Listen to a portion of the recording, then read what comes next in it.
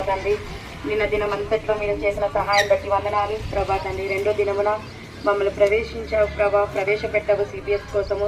తీసుకొని వచ్చిన పిల్లలందరినీ బట్టి వందనాలు ప్రభా. యుద్ధురాలను ఎన్నిక లేని నాయన నన్ను ప్రభా తండ్రి మీరు నిలబెడుతున్నారు ప్రభా తండ్రి. మీరే నన్ను పరిశుద్ధపరిచి నీ నోటి పూరగా నన్ను వాడుకోనండి ప్రభా తండ్రి. నీకు చెప్పడం చేత కాదు ప్రభా, ఎలా చెప్పాలో కూడా తెలియదు.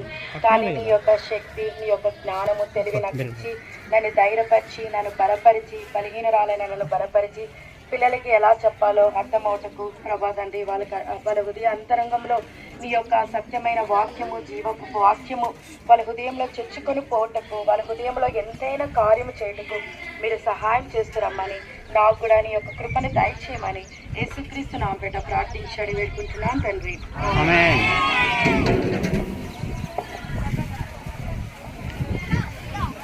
ఈరోజు మన లెసన్ పేరు క్షమాపణ గృహ. పిల్లలు ఎవరైనా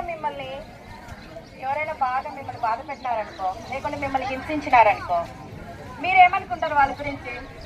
వాళ్ళకి కూడా ఏం చేయాలనుకుంటారు? క్షమించాలనుకుంటారా లేకుంటే హింసించాలనుకుంటారా? కదా, వాడికి కూడా మనకి జరిగినట్లే వాడికి కూడా చేయాలని అనుకుంటామా లేదా? అయితే బైబిల్లో ఒక వ్యక్తి ఉన్నాడు.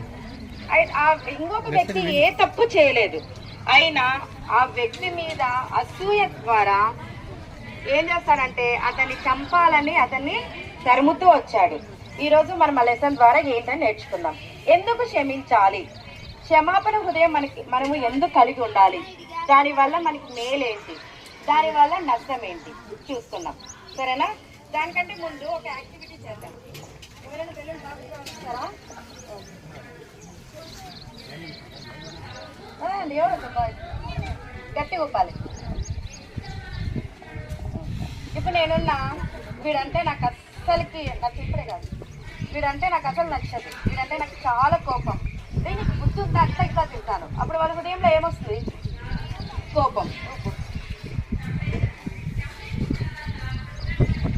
ఇంకా ఎక్కువ తింటాను, చాలు, ఇంకా ఎక్కువ తింటాను.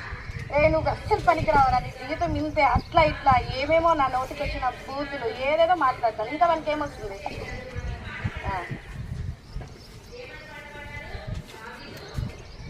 దీని ముందు నేను ఎవరినైనా పొగుడుతూ ఉంటా, రే వాడిని చూసి నేర్చుకోరా, వాడిని చూసి నేర్చుకో, నువ్వు ఎప్పుడు బాగుపడలేవు, వాడు చూడు ఎంత మంచి మార్క్స్ తెచ్చుకున్నాడు అని వాని మీద దీని దగ్గర వాళ్ళ ఫ్రెండ్స్ని పొగుడుతున్నారు అనుకో, వాళ్ళ ఫ్రెండ్స్ ముందు అంతా అవమానపరుస్తున్నా, వీళ్ళకి ఏమొస్తుంది?